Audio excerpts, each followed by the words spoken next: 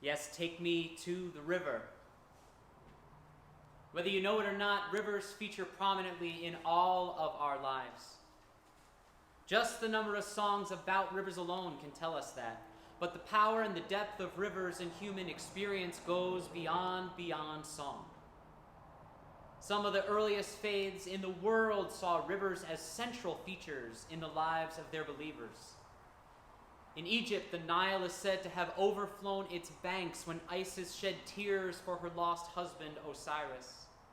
In China, early religions hold that the Yellow River has its source in the Milky Way galaxy, and it is often called in Chinese Mother River, because most agree that Chinese civilization grew up in the Yellow River basin.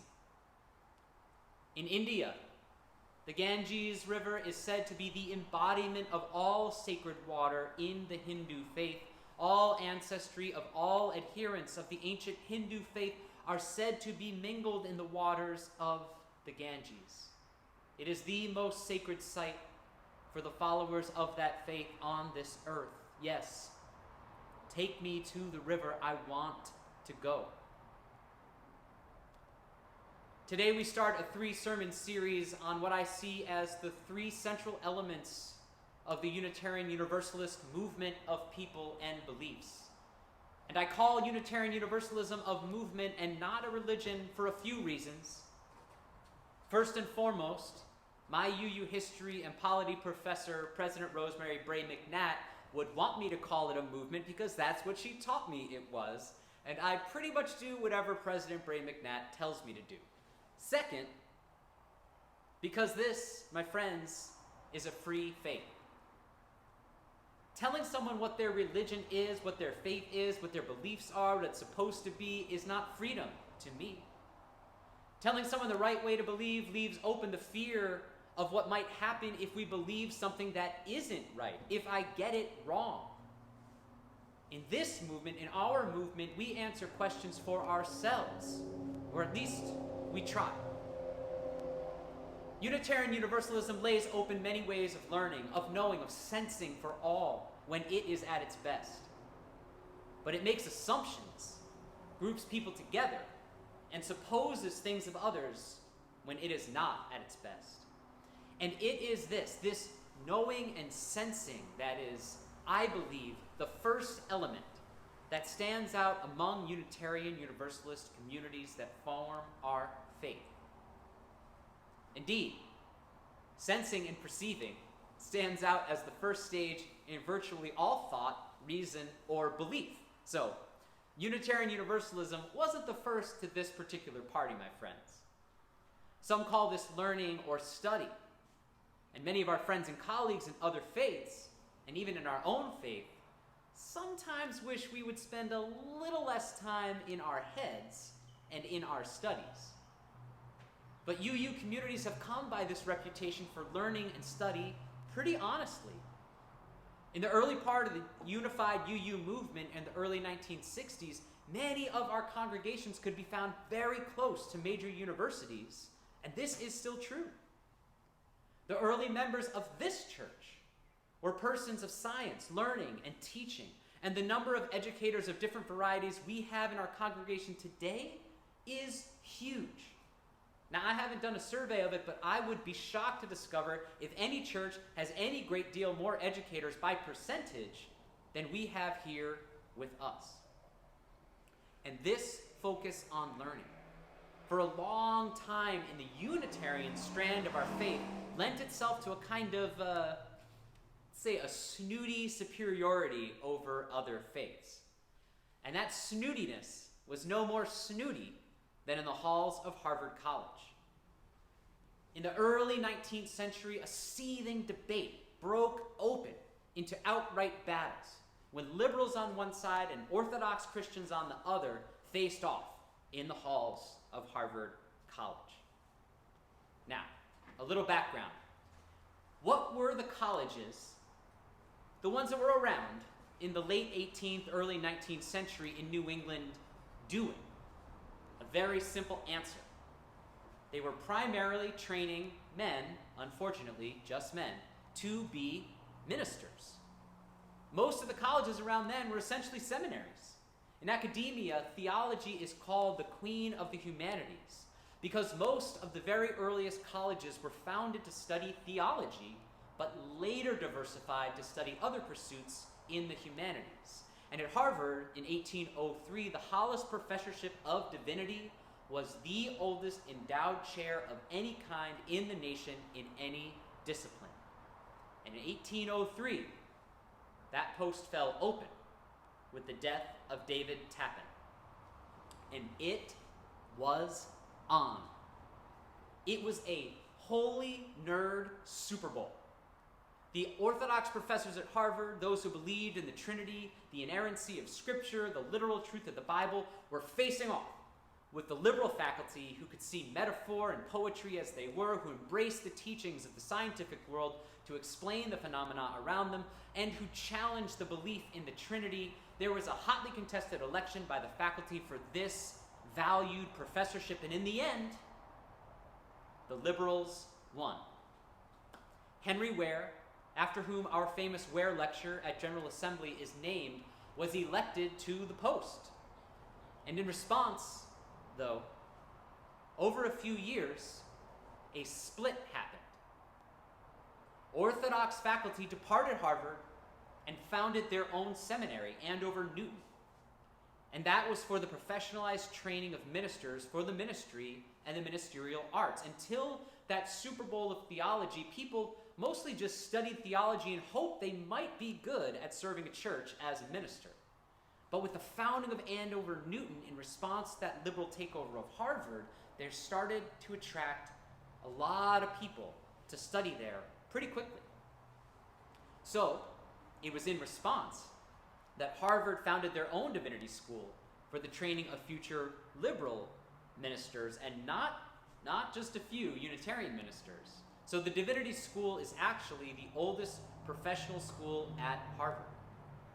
Now, you've all been really, really patient listening to me go on about these sort of Ivy League elitist organizations, but when we think about ways of knowing and learning as part of our faith today, I find it a little comforting to know that our ancestors were stirring up some controversies over learning and ways of knowing long before any of us were gleams in our parents' eyes. We are carrying on a tradition that literally tore apart a college and helped to found the two oldest divinity schools in a country, both of which, I might add, have trained a good many of the ministers of this very church. In fact, Andover Newton is now part of Yale, where I trained, so we're talking about a fair bit of our own history and the choices this congregation has made in its ministers. History just has this way of coming around sometimes, doesn't it? And it is no different here on this island where we live.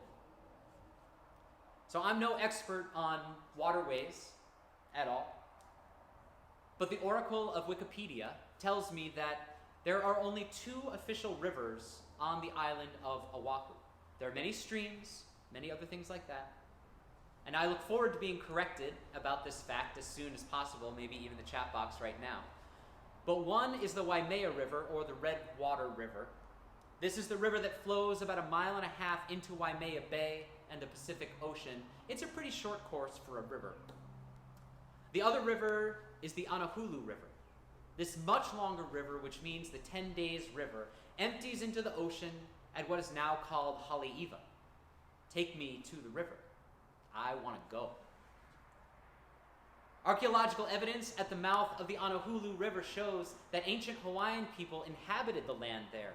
Features in the valley by the river's mouth disclose that it was home to villages long before any ministers or other purported conquerors arrived there.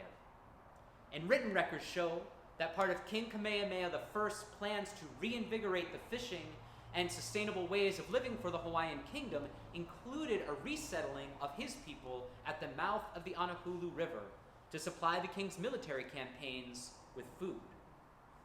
But when the missionaries Ursula Sophia Newell Emerson and John Smith Emerson, both commissioned by the American Board of Commissions for Foreign Missions, decided to circumnavigate Oahu, and put in right at the mouth of the Anahulu River in Haleiwa in July of 1832, that place began to change. Now they were both welcomed by Chief Gideon Peleioholani La'anui in his canoe. He paddled out to greet them. And after building their home in the village of Haleiwa, they proceeded to build what is called today Liliuokalani Church. For a long time, it was simply referred to as the Hawaiian Church because the name of the church was this, and you gotta bear with me. Ka'aha ui kahu malama waiwai o ka ecclesia o kavalio ma wailua. And that was a little long for some people to say over and over for a church. And the first site of that church was a grass house on the corner of what is now Kamehameha and Haleiwa Road. It's right where Haleiwa Joe's stands now. I just drove by it yesterday. Imagine a church right there looking out over into the ocean. Must have been beautiful.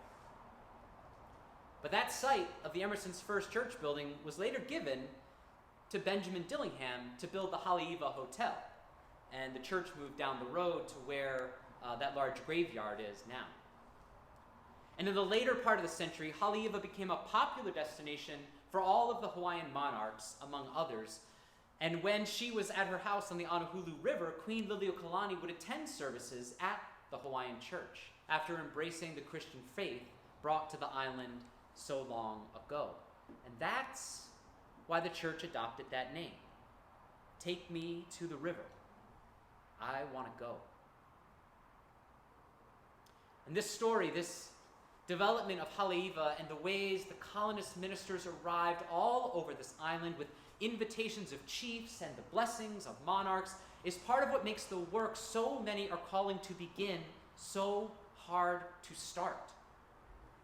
Because one of the ways the discipline of history is taught to others is to say, whoever won must have been right.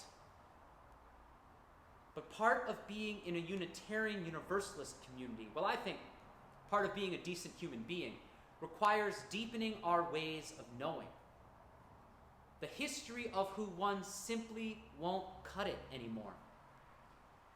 Many schools of history have begun to look at the stories of those who lost, or those who lost out, and wonder whether they were really wrong. These missionaries who arrived at the mouth of the Anahulu were welcomed by the nephew of King Kamehameha I. They built a church, and then, together with the ruling monarchs and the persons of business and commerce, changed Haleiwa forever. But there are two questions raised by this. First, is this really the whole story? And two, does it matter anymore? See, I think there's another reason, a deeper reason, why President Bray McNatt insists that we call Unitarian Universalism a movement. It's so we don't get stuck. A religion is something that in some ways is set, is not moving much anymore. A flag, a church, or a hotel, let's say, is planted by the river and it stays put. But a movement, my friends, moves.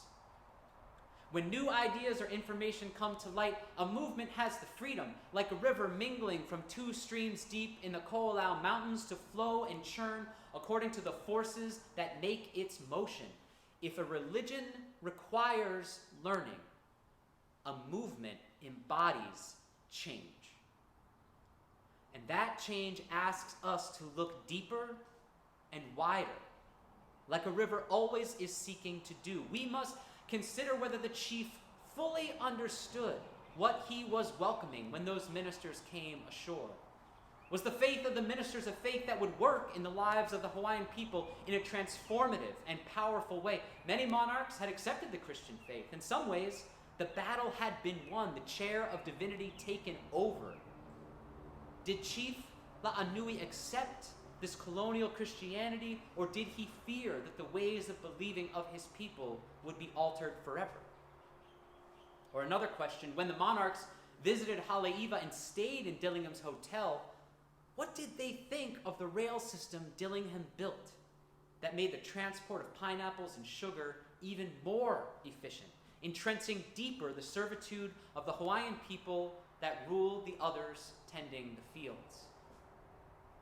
When we read the history of those who won, we must ask first, is this the whole story? But what about that second question? Does it matter anymore? Friends, I think we know the colonization of Hawaii does matter. It matters right now. The disparate way that persons of Hawaiian ancestry are treated in the criminal justice system, the management of Hawaiian homelands in this state, the way the dominant Christian faith stands in ways against the teachings of the Hawaiian religion are all reasons why. Not only does it matter anymore, it matters more and more every year. Friends, we are inheritors of a lie. A lie that tells us that learning is about knowing when you are right, knowing when you've won. When you have the right answer, when you win the Hollis chair, or just a regular argument. But the first of these three elements of UU life isn't really about learning what's right, about what winning really means. It's about sensing what is wrong, like in our story today. And you may not agree that there is a causal connection between the missionaries and what is happening today. That's fine. Even if you don't think that is the case, please never forget. Roughly 40% of incarcerated persons in Hawaii are those who identify as Native Hawaiian, while the U.S. Census says that only 10% of the state's population is Hawaiian or other Pacific Islander. And the highest percentage of those who are transported out of state to be incarcerated, where our tax dollars are paid to another state or a private prison, just to house our own detainees, the vast majority, the highest percentage, are also Native Hawaiian. And I don't know about you, but I don't need much more convincing than this to show me that something is wrong. Take me to the river, friends. I want to go. And so it falls to me, it falls to each one of us to notice when I'm wrong about whether something that happened 200 years ago is still impacting people today. When I'm wrong about whether it's just too hard to figure out how to set these wrongs right. When I'm wrong about throwing my hands up and suggesting that decolonization is really someone else's problem. When I do that, I am the problem. That's when I'm wrong. Unitarians, in their righteous victory at Harvard more than 2 centuries ago, helped to set in motion the creation of professional divinity schools. And those schools churned out ministers to these lands in the 19th century who took part in the colonization and religious robbery of a people. But as Unitarian Universalists today, as a voice so often out of chorus with so many other faiths, as a movement against so many tides, as a river coursing in our souls, not staid, not rigid, not static, are we not able to see where we might be wrong? Are we not able to see that we have a history of winning that meant others had to lose? Are we not each able to see that a movement that changes, that expands, that does not fear being wrong might be exactly what a universe that bends toward justice would put in place, that calls out for a new way of being, a new way of understanding, a new way of learning, might be a movement that can humbly ask what we might do to make a world better for our siblings who have labored and struggled long under colonization of the body, of the heart, and of the mind. The work of decolonizing is here, friends. For some, this means decolonizing ourselves. Whether we identify as a group whose lives are impacted by arriving colonists, or whether our fortunes in life might have risen because of the colonial culture scored into the surface of parts of these lands. For others, this might mean decolonizing space or land, considering ways of turning space or land to a purpose that might liberate rather than segregate, that might lift up rather than put down, that might help to make us free by freeing others. by co-liberation. Streaming over centuries, it is coming, friends. Take me to the river that lays down the sword of attack and the shield of excuse and picks up compassion. Coursing over decades, it's coming. Take me to the river that lays down the burden of my siblings, the burden of a world that needed so badly to be right, so desperately to win, and picks up compassion. Roaring over all of us right now, today, it's here. Take us to the river where we can take the hand of those we love, those we care about, those we want to do the work of co-liberation with, and show one another joy. Take us to the river where we study war no more. Friends, you can't miss it. Resting there, looking out over the ocean, nestled there by the cooling, fresh waters of the Anahulu, you can sit there in your beach chair and almost see it. It's a village waiting to be reborn. And may it ever be so.